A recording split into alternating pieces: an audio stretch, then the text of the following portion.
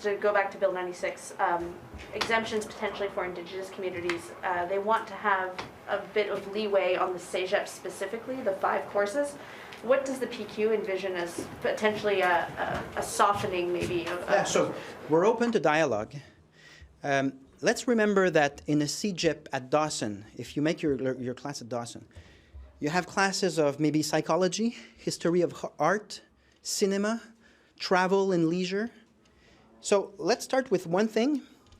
Having notions of French, knowing that it's the common language and the language of the vast majority of Quebecers, is useful and is much more useful than many other courses that are compulsory to get a diploma.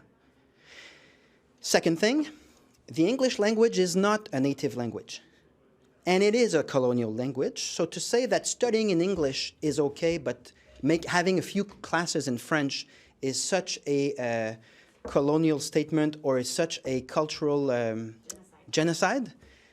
I'm sorry, but this is not a way to start a dialogue between two nations who have both legitimate claims regarding language. And we are committed at the Parti québécois to making sure that there's resources for ensuring the success of students from the First Nations.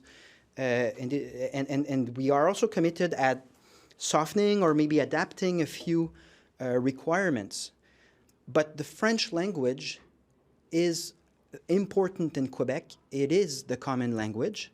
And it is not helping students to tell them, you will learn only English and you will not be able to communicate with the vast majority of Quebecers. So we need to have a dialogue. I'm open to dialogue.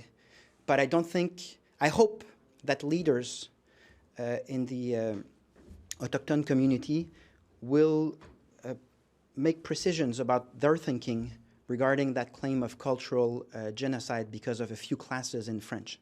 What resources specifically? Because then it touches into the high school system, if I'm understanding correctly, which is managed by Indigenous communities. That is their territorial rights. That's their rights in Quebec to manage their education. Yes. So where would those extra resources come in your mind? Would it be more French classes? We're passionate by the idea that autochthone languages, indigenous languages, should be as strong and as prosperous as possible. So anywhere we can fortify, we can help with education in their mother tongue, we will be glad to do that. Now, that is not the debate here. We're talking about CEGEP, and we're talking about using English as the language of education and the common language. So that's a whole other question, and I'm open to dialogue. All I'm saying is, it's a bit like Marlene Jennings that says that Bill 96 is the equivalent of Russia and Ukraine. How am I supposed to have a dialogue afterwards?